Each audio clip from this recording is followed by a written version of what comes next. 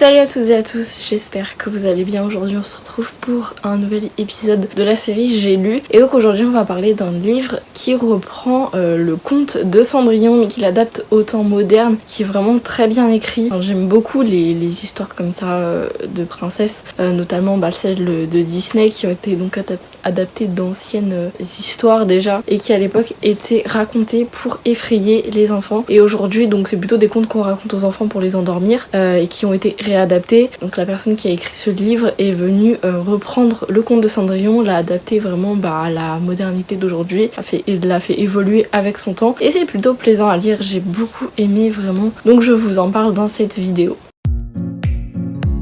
Donc le livre que je vais vous présenter s'appelle donc Cendrillon 2.0 et il a été écrit par Ashley Poston et vraiment j'ai adoré. Ça raconte en fait tout simplement l'histoire d'Ellie qui est fan de la série Starfield et qui à l'annonce de l'adaptation de sa série préférée en film va déchanter en apprenant que c'est l'acteur de série essentiellement réservé pour des adolescents, vous savez le genre de série qu'on peut retrouver par exemple sur Disney Channel, il joue dans ce genre de série, donc elle va apprendre que c'est lui qui va interpréter le rôle du personnage principal. Ça va tellement la perturber en fait qu'elle va commencer à écrire sur le blog qu'elle tenait déjà en rapport avec sa série préférée des propos humiliants, des insultes assez blessantes à l'encontre de Darienne. Et donc Darienne va se retrouver un peu en face de ces méchancetés gratuites parce que forcément c'est une communauté qui s'est installée dans le temps et voir brusquement l'acteur qui jouait son rôle être remplacé par un jeune garçon qui a vraiment rien à voir avec cet univers là, qui a aucune vraie expérience du cinéma à part les séries pour ados qui lui tournent parce qu'il vient tout juste de démarrer sa carrière, alors que l'acteur qui était jusque là dans la série avait vraiment beaucoup d'expérience, il était très polyvalent, il était là depuis longtemps et voilà, c'est ce qui plaisait à la communauté. Et bien ça va être compliqué,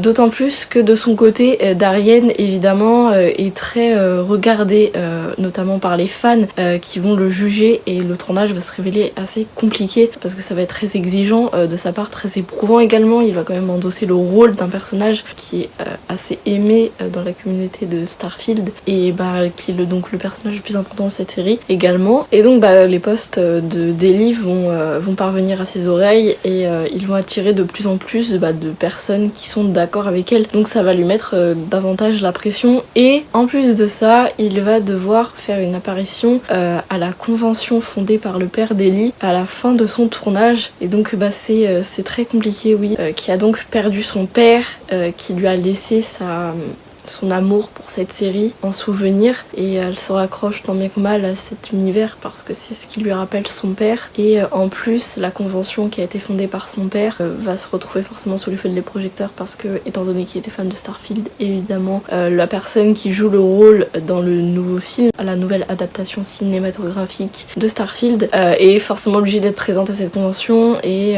Ellie étant donné qu'elle est la fille du créateur va également être présente là-bas, donc ça va être un peu la rencontre entre les deux et c'est assez particulier parce que donc on a vraiment l'image de Ellie qui a été élevée par sa belle-mère qui la déteste. Donc elle vit dans une ville, dans une petite maison. Et la maison donc est décrite comme étant ni trop ancienne pour qu'on s'y intéresse, ni trop moderne non plus. Et la belle-mère d'Ellie, autrefois, avant de se remarier avec le père d'Ellie, a été mariée à un homme qui était très riche et elle crée pour des événements ou des mariages ou quelque chose dans le genre, des vêtements sur mesure. Et elle avait vraiment une vie luxueuse avec ses deux filles qui sont donc deux jumelles. Et puis quand elle a divorcé, elle a fini par tout perdre parce que évidemment elle pouvait pas vivre au crochet de son mari éternellement. Donc ça a été très compliqué financièrement pour elle. Elle s'est ensuite remariée au père d'Ellie et le père d'Ellie ensuite est mort. Donc on rappelle que dans le conte de Cendrillon c'est la même chose, le père de Cendrillon est mort et sa mère était également morte dans le livre bien avant son père. Donc voilà, ses deux parents sont décédés, elle se retrouve vraiment seule chez elle avec sa belle-mère et ses deux sœurs jumelles qui sont absolument exécrables avec elle, qui ne manquent pas de l'humilier. Enfin bref, c'est vraiment un peu spécial, mais ça reflète très bien le conte, ça reprend très bien ses codes et j'ai beaucoup aimé franchement le lire parce qu'il était juste fascinant en fait.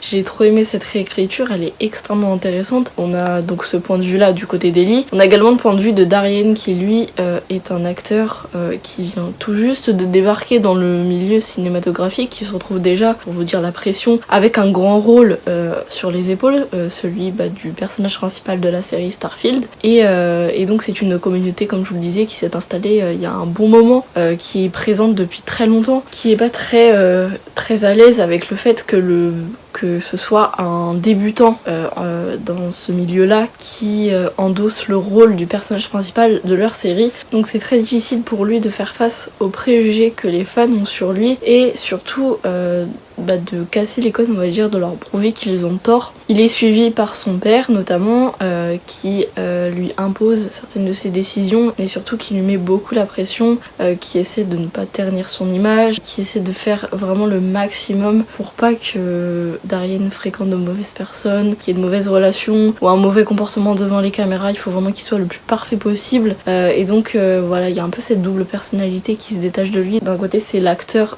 sûr de lui, qui n'a peur de rien, qui va au devant de ses fans, qui n'hésite pas à venir signer des autographes, à leur sourire. Et puis de l'autre côté on a ce Darien un peu plus réservé, un peu plus seul, qui se retrouve complètement délaissé en fait parce qu'il a clairement plus d'amis. On découvre qu'il est fan de la série Starfield et que à partir du moment où il est devenu acteur, il a jamais pu retrouver de vrais amis parce que ils l'ont tous lâché. Et donc il est seul forcément, et c'est cet amour pour Starfield qu'il partage avec Ellie qui va les rapprocher. Je ne vous en dis pas plus parce que c'est vraiment très intéressant la façon dont ils se rapprochent. C'est vraiment le côté Ellie qui est donc la personne qui a créé le blog, qui écrit des horreurs sur Darien, et puis de l'autre côté la Ellie fan qui va discuter avec lui, donc parce que ça va commencer comme ça leur relation, et donc on a ces deux facettes là des deux personnages qui est très intéressante, et quand ils vont se retrouver ça va être vraiment très particulier et c'est très plaisant à voir parce qu'en fait pour vous dire, les arrangements ont été faits de façon à ce que ça ressemble plus au conte original, et franchement je trouve ça vraiment pas mal la façon dont l'autrice l'a réalisé, la manière dont elle a rapproché vraiment les deux histoires qui n'ont clairement rien à voir. D'un côté on a vraiment le conte original qui est ancré dans certaines traditions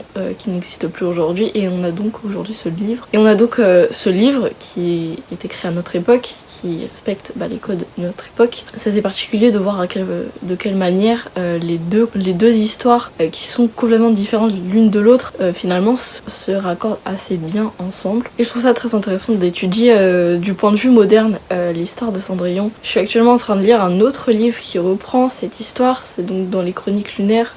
Si vous avez lu cette série, franchement elle est vraiment géniale. J'ai commencé donc le premier tome, et donc il raconte également l'histoire de Cendrillon, mais dans une version également plus moderne, cette fois un peu différente de celle que j'ai lue, mais très bien arrangée aussi. Et franchement je suis absolument fascinée de voir à quel point l'histoire est très bien reprise aujourd'hui, et donc c'est très intéressant d'analyser ce livre parce qu'en réalité on en apprend beaucoup sur notre société d'aujourd'hui, notamment sur certaines difficultés que peuvent rencontrer certains au sein de leur propre famille, que ce soit du côté d'Ellie, donc avec sa belle-mère et ses deux sœurs jumelles qui se servent d'elle comme esclaves, très clairement. Elle est juste là pour faire le ménage, les basses besognes comme dans Cendrillon, dans le conte original, et puis qui, si elle ne pouvait pas exister clairement, ce serait parfait. On a de l'autre côté donc le prince, on va dire, vous vous en doutez bien, qui est donc Darien, comme dans le conte, même si c'est pas montré de cette façon, même si on a plus l'impression que c'est un homme sûr de lui,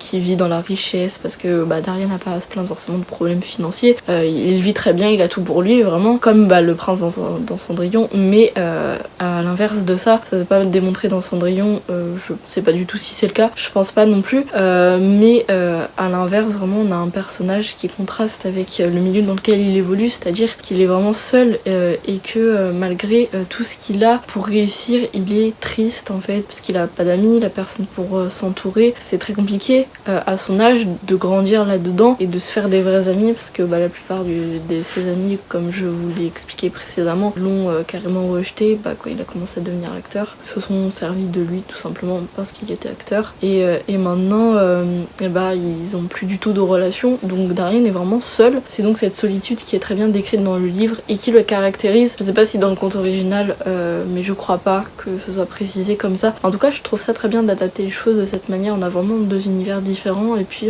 ils ont tous les deux leurs petits problèmes, même si ils ont pas forcément à se plaindre de beaucoup de choses. Enfin, à l'inverse de Darienne, Ellie, elle a des amis quand même. Elle s'entend bien avec certaines personnes, même si elle est un peu seule. Puis au contraire, elle a pas beaucoup de soutien de sa famille et elle a pas la chance de réussir comme Darienne. C'est vraiment ce mélange, ces deux facettes différentes qui sont très bien restituées dans le livre et on a vraiment la rencontre entre ces deux univers différents et c'est absolument fascinant. Moi j'ai beaucoup aimé, en tout cas franchement j'ai adoré ce livre. Il est juste tellement bien écrit et franchement je trouve que cette adaptation du conte est vraiment pas mal. Donc franchement si vous l'avez pas encore lu, moi je vous le conseille vivement. Il était juste génial à lire, vraiment. Enfin, j'ai pas réussi à décrocher parce qu'il est tellement bien. Enfin après c'est comme je vous le disais, c'est la plupart des livres que je vous présente ici dans cette série sont des livres que j'ai énormément aimés, dont je veux vous parler parce que je les trouve très intéressants et surtout parce que ça a été des coups de cœur pour moi. Et donc ce livre en fait partie également et franchement j'ai vraiment adoré. Donc si vous hésitez encore à le lire, allez-y, foncez. Donc voilà, moi j'espère que la vidéo vous a plu.